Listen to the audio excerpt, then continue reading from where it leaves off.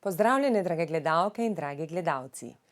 Ponovno z vami v oddaji Vse se da in z najboljšimi gosti, ki vodijo zgledom in to, kar govorijo, to tudi živijo. Srčno si želim, da skozi oddajo spoznate, da vsak od vas lahko naredi v svojem življenju spremembo in živi srečno, uspešno in izpopolnjeno življenje. Sem Tanja Skaza, solastnica podjetja Skaza, ustanoviteljica Gibanje spremembe vredna in direktorica Inštituta Skaza. Danes sem s čudovitim gospodom, ki sem ga spoznala pred 8 leti kot zelo tihega, zadržanega, pametnega gospodarstvenika. Spoznala sem ga pri podelitvi Zlate gazele. No, oni so dobili Zlato gazelo. Naj povem, da mi je že takrat ostal v spominu, ker je povedal nekaj takšnih stavkov, ki mi še danes odmevajo. In sicer njegov. Največji uspeh je poznati samega sebe in biti srečen. Zato ne potrebuješ hitrih avtov, velikih jaht in vil. Pa na koncu je pa dodal, no ja, kako letalo bi bilo pa kul. Kmalu sem ga potem imela priložnost poznati v SBC-ju, malce bolje, in kasneje še pri enem projektu, ki smo ga delali skupaj z Devesoftom in Skazo. Skozi njegovo vodenje sem spoznala, da je res pravi vizionar. Oseba z integriteto, odprt za nove ideje, projekte, zelo ustvarjalen in vsakega sprejme točno takšnega, kot je. Dragi moji, upam, da že ste zdaj ugotovili, kdo je moj gost. Moj gost je dr. Jure Knez, soustanovitelj Devesofta, katapulta, predsednik SBC kluba in oče 4 otrok. Evo, še to mu uspeva. Po moje za njega beseda se ne da, ne obstaja. Ampak samo, kako lahko najdemo najboljšo rešitev. Dobrodošel, dragi dr. Jure Knez. Dobrodošel z mano v oddaji. Živim. Hvala, da si prišel. A res? Ja, z veseljem. Glede na to, da se poznava, jaz sem te že kar začela tikati. Je to okej? Seveda. Je, ne? Mislim, da ta prvič, ko sva se tudi spoznala, veš, si tako rekel, dajmo se tikati, ne bomo se vikali. Jure, zdaj te že kar nekaj let poznam, to sem tudi povedala. Vedno si tak optimističen, vizionarski. Vsem vidiš dobro. Zakaj je to tako? Ja, v življenju se je treba nekako odločiti, ne? Ali vidiš kozarec na pol poln ali pa na pol prazen. Ne? In v bistvu, če gledam skozi svoje življenje ali pa skozi življenje drugih, kozarec ne bo nikoli čisto do roba napolnjen, tako da je samo vprašanje, kateri del gledaš. In pač to je stvar osebnosti, stvar odločitve, jaz se pač odločil, da gledam tisti del, ki je poln. Pa kdaj si se pa to odločil? A to si se že odločil, ko si bil majhen, ali to potem, ko si že postal podjetnik? Ja, jaz mislim, da v mladih letih, v najstniških letih imaš tiste svoje želje, strasti, neke sanje. Na drugi strani pa tudi dvome, pomisleke, strahove in je to najstniško obdobje zagotovo čas, ko to predelaš, ko to daš skozi, ko se nekako zgradiš kot osebnost. In ne vem, za mene je bila ena taka prelomna točka na fakulteti, in sicer delali smo en seminar za filozofijo. Prej seveda v teh letih prebereš mnogo knjig o osebnosti, rasti, o načinu razmišljanja. Aha, si že takrat tudi bral? Si bral te knjige o osebnosti rasti? Več kot danes, ja. Res? Evo, tako. No, in sem napisal seminar za filozofijo, ki je imel naslov o blodinkah in način razmišljanja. Tako da ideja je pa bila ta, da dejansko imamo določene predstave v svoji glavi. Naša glava nam je predstavila največjo omejitev. Ravno tako recimo o blondinkah imamo določene predstave. Kaj povej nam? Povej kakšno, ki sploh ne držijo. No, povej kakšno. Tako, ne. Obstaja veliko vicov, ne, in na osnovi tega razmišljanja nekako sem se nekako prišel v sebi do prepričanja, da če si eno stvar zares želiš in v njej vztrajaš, potem imaš lepe možnosti, da se to tudi uresniči. Saj se ne uresniči vsega, ne? Ampak je večinoma omejitev je pri nas v glavah. In tako na ta način sem v bistvu potem dokončal fakulteto, začel svojo podjetniško pot in tako delam še danes. A si ti končal fakulteto, si tudi doktorski študij končal, pa si začel delati, ali si že delal vmes? Jaz sem v bistvu začel delati že pred diplomo, ker se mi je zmeraj zdelo, da je teorija nekaj vredna samo, če je v povezavi s prakso. In potem v času magisterija sem iz malega SP-ja smo že naredili Devesoft, potem pa v času doktorata pa je bilo vse nekako usporedno in študij in otroci in firma in zidava in vse naenkrat. 4 otroke imaš. Ampak ne naenkrat. Ne naenkrat. To je bilo, ja, s časom. Jure, danes si predvsem želim, da te ne samo spoznajo kot soustanovitelja podjetja Devesoft ali pa Katapulta ali pa predsednika SBC, ampak kot Jureta Kneza. Točno takšnega, kot sem te jaz spoznala, res tako pristnega, dobrega. Povej mi, a si rojen pod srečno zvezdo? Ja, jaz mislim, da je vsak človek kreator svoje usode in da lahko iz tistih predispozicij, iz svojega temelja, na katerem rasteš, lahko ustvariš nekaj več, lahko izkoriščaš svoje priložnosti ali pa ne. In ne vem, jaz sem rastel v delavski družini, imeli smo vinograd, torej navajen nekega tudi kmečkega dela. No in potem v bistvu je bila to dobra osnova, zmeraj je bilo v naši hiši tudi veliko znanja. Ja, ste vsi izobraženi, če se tako, ne. Ja, in to je bilo zelo cenjeno. Niso bili pa starši podjetniki, ne. Tako da te stvari sem moral nekako sam se priučiti, pa s kolegi. Ampak je bila pa družina prav gotovo neka dobra osnova in temelj. Kdaj si pa ti potem začutil, da se bolj spuščaš v te podjetniške vode? Glede na to, da si rastel, tvoja oba sta, mislim, da imaš mamico doktor matematike, ali kaj že, profesorica matematike. Diplomirana inženirka strojništva je tako kot oče. Tudi, točno, vi ste vsi strojniška družina. No, kaj je tebe potegnalo v te podjetniške vode? Ja, podjetniške vode so prišle nekako kar same od sebe, ne. Jaz sem v bistvu v času študija sem delal v več podjetjih in potem nekako sem videl eno priložnost izdelati programsko opremo za meritve, enostavno za strojnike, za elektrotehnike in takšne še ni bilo. In potem, ko sem to predstavil pač v podjetjih, kjer sem delal, zato ni bilo nekako želje, volje in sem pa to si tako močno želel, da se nekom bom pa pač sam preizkusil se na tej poti in pač to je to. To je že prvi dokaz, verjel si v ta produkt, verjel si v ta projekt, pa si se ga lotil sam. Ja, in tudi v teh podjetjih je bil recimo odziv, kako boš lahko sam naredil nekaj, kar na stotine inženirjev, programerjev dela v velikih podjetjih, ne.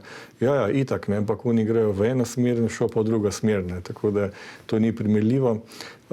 In ja, vedno sem verjel v to,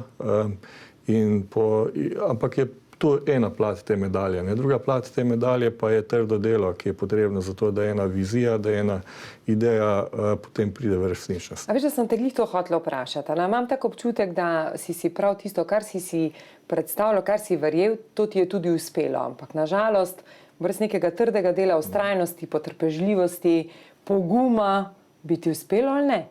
Ne, sigurno, ne. Vse preveč idej se rodi takole zvečer v gostilni ob pivu, pa se zjutraj pozabi. Takšne ideje ne bojo nikoli dosegle uporabnikov velikega uspeha. Potem je Tisti del, ki se običajno pri podjetnikih ne vidi, je res vlaganje, dneve, noči, vikendi, ki so potrebni za to, da se ena ideja pač v določenem času, ker vsak produkt ima svoj prostor in čas, da se lahko realizira in da je lahko uspešna na trgu. Jure, zakaj misliš, da eni podjetniki uspejo ali pa so uspešni? Mislim, bom raje rekla, enim uspe, enim pa ne. Ja, jaz mislim, da je uspeh ali pa neuspeh je neka taka definicija, ki se jo moramo v Sloveniji še naučiti. Zaradi tega, ker pri nas imamo katapult, kjer se rojevajo ideje, nekatere tudi umirajo, ne? In se moramo mi naučiti, da to ni nič slabega.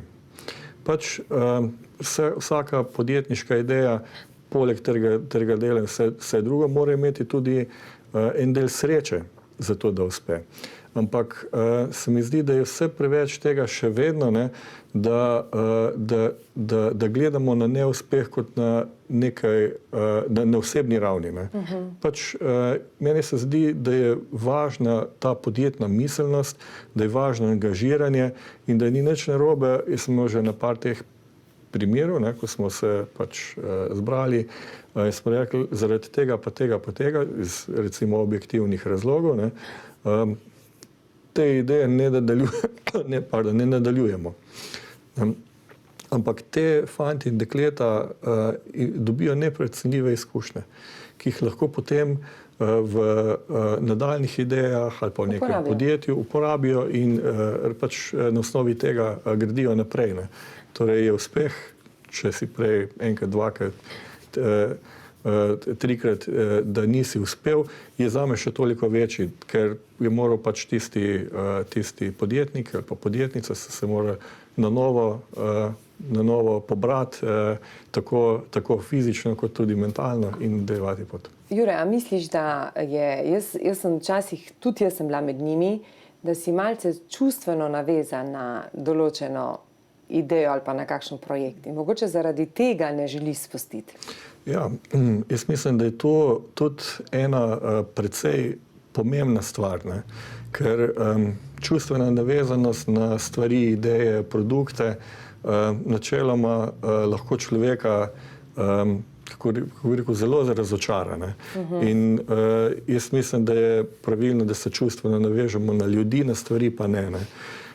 Ne samo na avtomobile, na materialne stvari, na hiše, kar so Slovenci zelo radi, ne? Ampak tudi na tiste ideje je treba pač v določenem trenutku, prav tako, ko je treba otroka spustiti, da gre v svet in da zaživi po svoje, je treba tudi določeno ideji dati prosto pot, da ali zaživi, ne? Ali pa da pač zamre. Ne? Točno.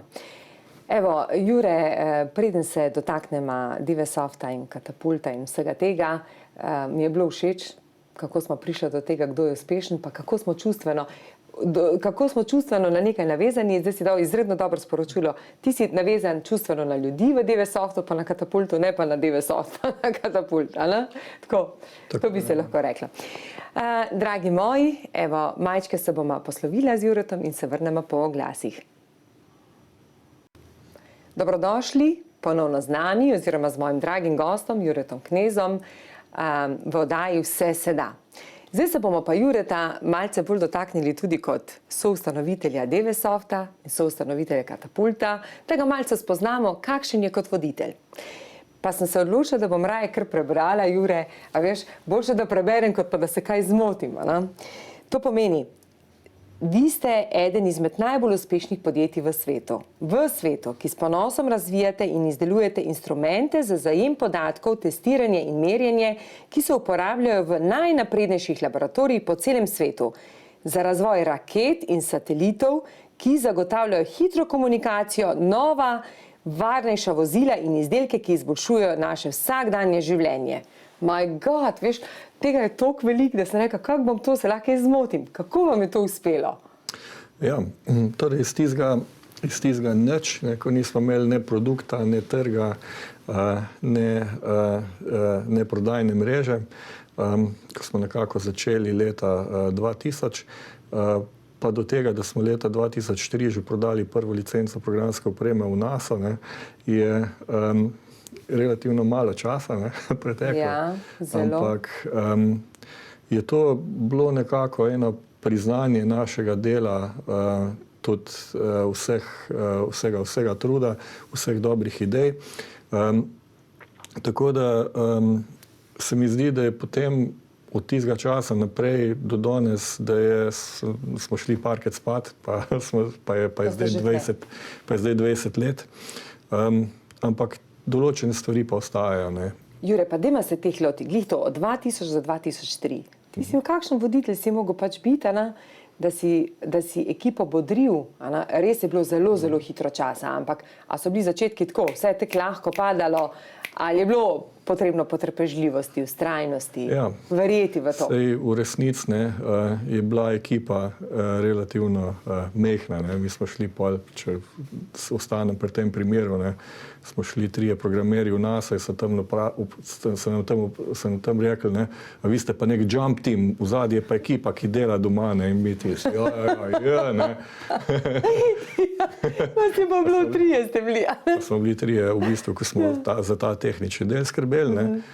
Tako da se mi zdi, da s časom se pač tiste stvari, ki jih mora podjetnik obvladati, spreminjajo. Mi smo rasli, kar se tiče prometa in število ljudi, relativno počasi. Še v zadnjih letih strmo rastemo z številom zaposlenih. In s prihodki, in z dodano vrednostjo, in po trgih in tako naprej. Tako da od začetka je bil res hardcore tehničen del potreben, da smo prve stranke prepričali, da smo si zgradili bazo. Potem je bilo treba pa hoditi po svetu, graditi prodajne mrežo, graditi ekipe doma, graditi vodje oddelkov, se naučiti sam pri sebi, kako je treba določene stvari tudi spustiti. Tako da se s časom se stvari za podjetnika, se mi zdi, kar bistveno spreminjajo. Ali se ti je kdaj zgodilo, da si, naprimer, da si hotel obupati? Si kdaj dvomil? A je to prava odločitev? Ja. Kaj se je zgodilo takrat, če je prišlo do tega? Jaz mislim, da v vsakem podjetju so vzponi, so padci in v bistvu je za mene bil en tak temen trenutek, ko je podjetje tako hitro raslo, da smo malo pozabili na tiste moralne, etične vrednote, ki jih sledimo v podjetju, ki si jih želimo imeti kot nek 100-letni plan, kar si želim, da bi ostalo, tudi ko mene ne bo več v podjetju. Ampak zaradi te hitre rasti temu nismo več tako, kako rekel, trdno sledili, pa dobili kolege, ki niso videli isto. Oni niso živeli skupnih vrednot. Tako je, in to je bila v bistvu zelo velika težava, ker imaš tehnične sposobnosti, imaš ročne spretnosti v proizvodnji, ampak se mi zdi, da je tisti srž vsega, so pa moralne, etične vrednote, ki jih mora podjetje, sej niso pri vseh podjetjih enake, iste, ampak ko se jih enkrat določi, je pa to tista osnova, temelj, na osnovi katerega se gradi vse ostalo. Jaz mislim, da je to edino zdravi temelj, če je postavljeno poslanstvo, če so organizacijske vrednote, ki jih živijo ljudje, pa če vidiš vizijo, potem temu tudi lahko sledite.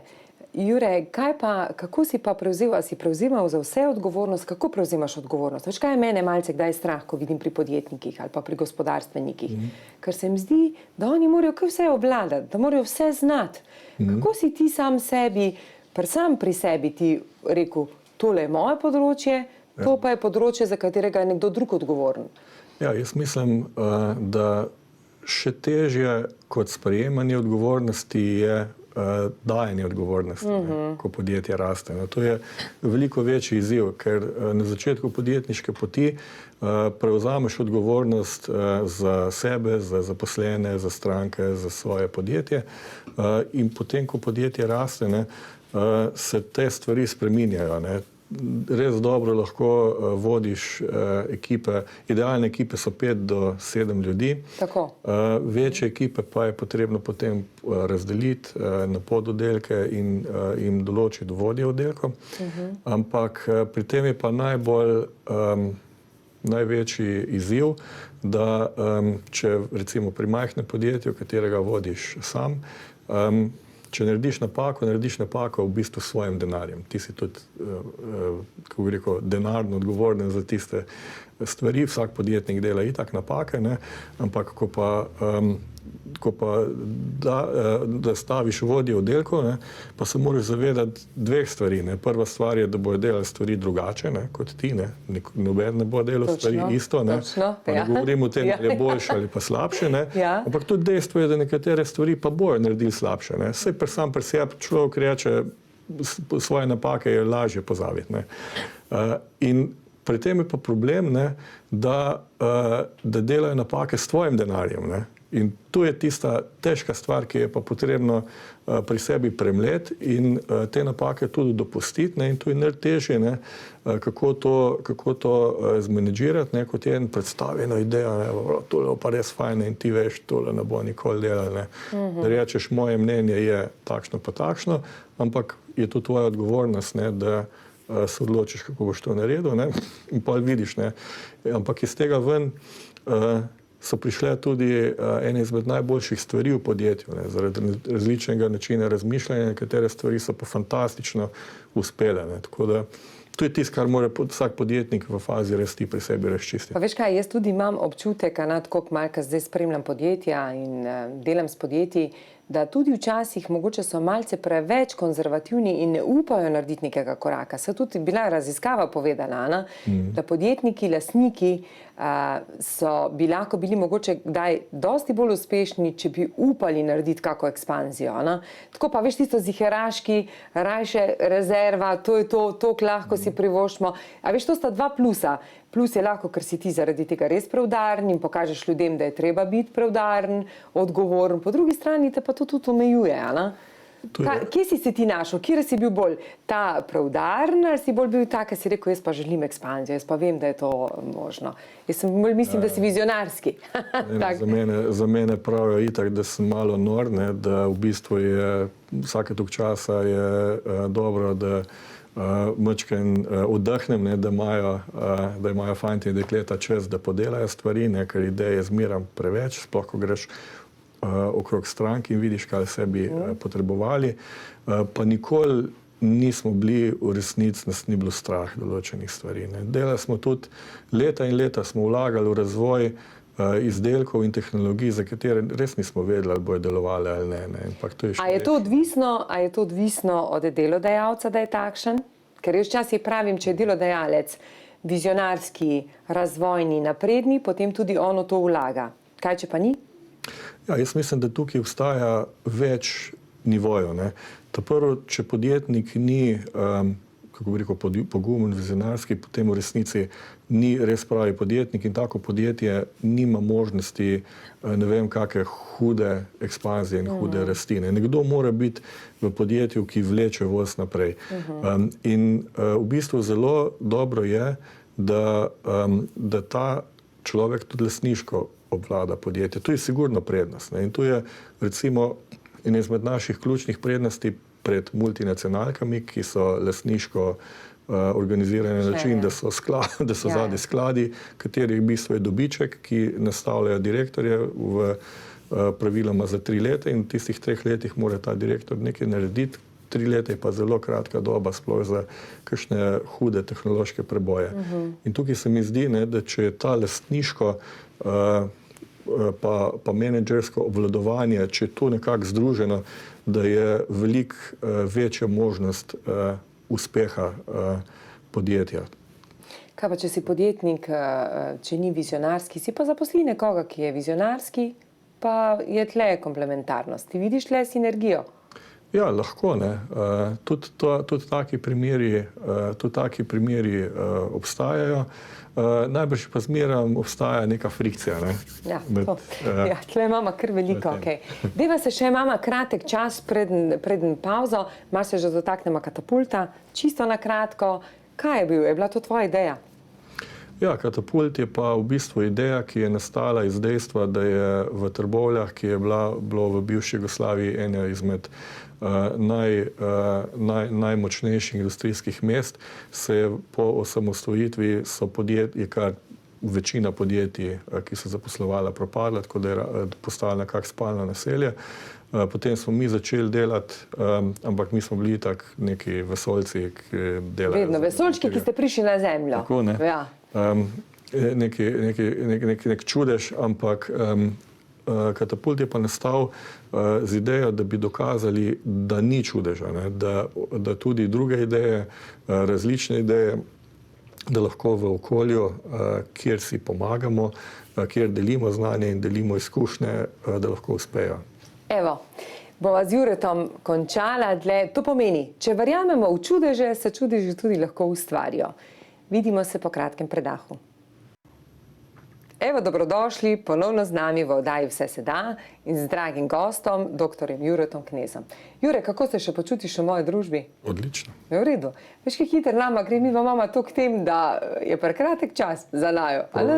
Ja. Deva se pa še dotakniti SBC-ja, Slovenian Business Cluba, Ana, oba sva ustanovitvena člana.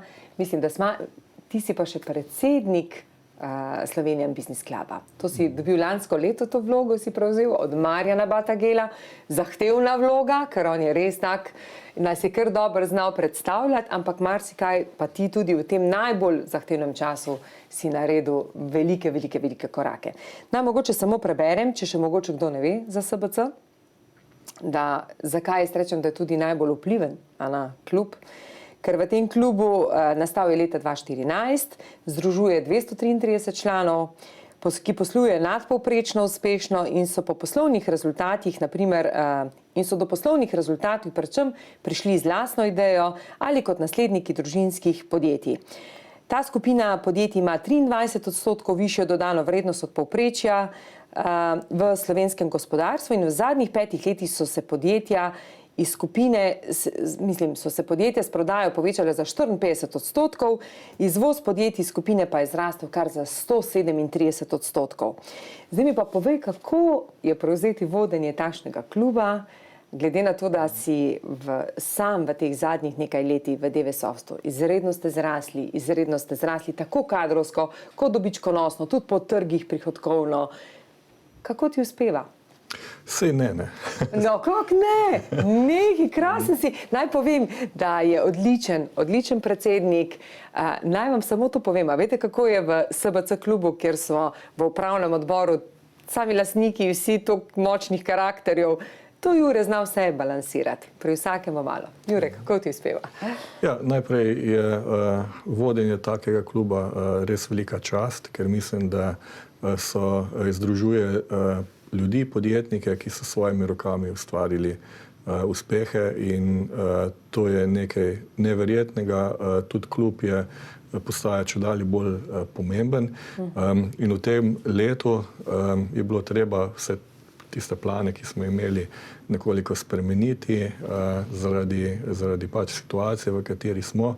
Ampak se mi zdi, da smo zelo pomembno vlogo odigrali pri tem, da nekako gospodarstvo s pomočjo države ohranjamo v nekem freeze modu, v nekem statusu quo, da bo pripravljeno v dobri kondiciji, v relativno dobri kondiciji, ko bo ta virus šel. Ja, ampak ne, meni se zdi, da smo pa glih v letu 2020 zasedli tako mesto SBC, da je dobil vpliv tudi, kar se tiče v državi, da nas slišijo. Ker so le sami gospodarstveniki. Vsekakor, mislim, da aktivno kreiramo svojo usodo. Jaz govorim bolj o tistem delu, ki nam manjka, o povezovanju, o druženju, o teh... To bomo pa nadoknadili. To moramo pa nadoknaditi. To je že pa moj del zraven, tako da absolutno, to je treba delati. Na tem je treba delati, ker jaz mislim, da Slovenci se premalo povezujemo, premalo sodelujemo, premalo si pomagamo. Taka majhna država, ki bi lahko bili najboljša, oziroma sej smo. Jaz vedno tako rečem, ko greš nekam drugam pogledat, pa priješ nazaj, vidiš, da Slovenija je kakorkoli zelo, zelo lepa in krasna država. Tako je. In mislim, da povezovanje med temi podjetniki, najbolj uspešnimi podjetniki, lahko tudi prinese, zagotovo prinese multiplikativne učinke in to je tisto, kar si res želimo. Ja, se strinjam. No, sej tudi pomembno je imeti dober tim, a veš, vse ne moreš sam. Prej smo govorila, da dober voditelj ni sam, potrebno si najti prave ljudi in isto tako, ti si moraš najti prave ljudi v SBC-ju, v upravnem odboru. Kaj pa veš, mogoče nas boš mogel zamenjati zdaj, ne bi bilo slabo, pa kakšne nove najti. Jaz mislim, da vsakega bi pogrešal. Res, to je tudi lepo slišati. Ja. Jure, kaj je v vseh teh letih, da si tako uspešen? Kaj je tvoja mantra? Veš, koliko poznam ljudi, oprosti, ker sem te vmes prekinila, najprej od samega začetka, kar te poznam, si tih, preudaren, po drugi strani poln idej, živiš v tem svojem stebru, res zelo močna integriteta. Kaj je tisto, kaj te je to oblikovalo, da si danes takšen in da res še samo temu slediš? No, jaz mislim, da stvari, ki se jih lotim, si res želim oddelati na najboljši možen način. Nekako s strastjo, tudi v SBC-ju so programi, v katere res trdno verjamem. In to se mi zdi, da je ena taka lastnost, ki pogojuje pač vse delovanje. Nisem imel pa recimo nikoli želje, da bi postal predsednik SBC-ja. To je pač, jaz sem bil nekako izvoljen v upravni odbor, sem poskušal po najboljših močeh pomagati, pač svetovati za določene stvari. Potem pa pač pridejo določene priložnosti v poslovnem svetu, pri strankah, tudi v Katapultu, ki jih pa izkoristiš ali pa ne. In jaz mislim, da je pač to stvar odločitve vsakega posameznika, kako dobro izkorišča priložnosti, ki so mu pač ponujene. In to je ne vem, nekako eno življenjsko vodilo. Tudi za Dewesoft recimo, če bi me vprašala, koliko prometa želiš delati čez 5 let, ti ne bi odgovoril. Mi ne bi povedal, kakšno vizijo imaš. Ne bi odgovoril, zaradi tega, ker verjamem v to. Odgovoril pa bi, da bomo še vedno in še bolj poskušali izpolnjevati želje naših ključnih strank, delati z njimi, ustvarjati nove inštrumente, širiti področje delovanja ali pa področje uporabe naših inštrumentov, dodajati ideje in tehnološke rešitve v programsko opremo, potem pa nekako ta rast pride, kako bi rekel, generično in kot posledica tega temelja odnosa z strankami. Glede na to, da si res vse povsod obdan, Katapult, Dewesoft, SBC, pa marsikaj še drugega, kako si razdeliš te svoje vloge? Kdaj si vloga, tudi je treba, kdaj je Jure, kaj Jure rad počne, kaj rad počne kot oče, kot mož, kot direktor, kot razvojnik, si znaš razdeliti vloge, to pomeni narediti balans med osebnim in poslovnim življenjem.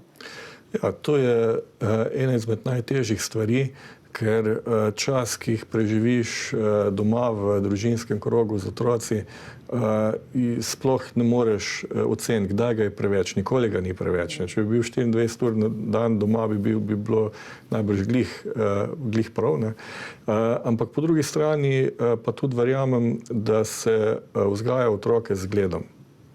Če bi bil 24 ur na dan doma, gledal televizijo, ne vem, ali pa se ukvarja z otroki, ne vem. Če bi mu dal ta zgled. Ne vem, če bi mu dal, saj ni nič narobe, tudi na ta način vzgajati otroke, ampak se mi zdi, da, ne vem, jaz osebno pa rabim v življenju neke izzive, pač v poslovnem smislu tudi, ki jih potem nekako tudi že otroci, dva sta že čez 20 let stara, katere vzorce nekako tudi vidiš v njihovi želji narediti nekaj več, nekaj drugače in to se mi zdi, da je tudi neka investicija. Oziroma vse se naučijo, pravijo, vse se naučimo od doma, ne? Zgledi vlečejo, pol še nekaj poberemo v šoli, ampak vsakakor otroci pa dobijo te naše vrednote. Krasno, Jure, zdaj pa se bova še dotaknila malce, kakšne nasvete bi dal podjetnikom, še posebej zdaj v letu 2021. Marsikdo je zaskrbljen. Jaz mislim, da leto bo čudovito, če si ga bomo sami tako naredili, če bomo videli marsikatero priložnost. Kaj bi pa ti rekel? Jaz mislim, da nas čaka težko leto zaradi osnove 2020, ki je bilo tudi težko, torej bo 2021 prav tako polno izzivov, ampak tudi polno poslovnih priložnosti. Jaz mislim, da moramo biti pogumni pri tem, kako izkoriščamo potenciale, da se moramo preoblikovati, prilagoditi, transformirati. Jaz mislim, da je ena osnova, ki sem jo že danes večkrat povedal, je zagotovo strast. To je, če se zjutraj zbudiš, pa greš v službo, pa rečeš, sej, tole je sicer nekaj za to, da zaslužim, je v redu, ampak to ni tisto, kar delam za mene. Jaz mislim, da si resnično lahko uspešen samo v tistem, kar delaš s strastjo. Seveda pa to ni vse. Potrebno je imeti tudi vztrajnost, dobro strategijo. Ekipa je ključna. Potrebno je znati prodajati. To je osnova. Ne samo strankam. Najprej sebi, pa svojim sodelavcem. Tako je.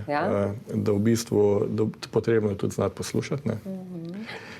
Tako da to so tiste vrline, ki se mi zdi, da so potrebne v naslednjem letu, pa tudi na splošno. Hvala, Jure. Jure, veš, jaz vedno tako sem nekako imela. Kaj mora podjetnik, da se čuti, da je res uspešen in dober? Imeti vizijo, strast, obvezno strast, pa akcija mora priti. Ta akcijo, ne moramo samo čakati, da bo padlo z neba. Narediti nekaj za to. Točno tako. Iskrena hvala, res sem hvaležna, da si moj gost. Upam, da smo dala marsikateri nasvet ali pa kakšen uvid, kako ti počneš to, da mogoče kdo drug tudi kaj takšnega dobi. In hvala ti, da še naprej tako nas učiš, tudi učiš naš, spodbujaš tako v Katapultu, Devesoftom in predvsem tudi v SBC-ju. Hvala za povabilo.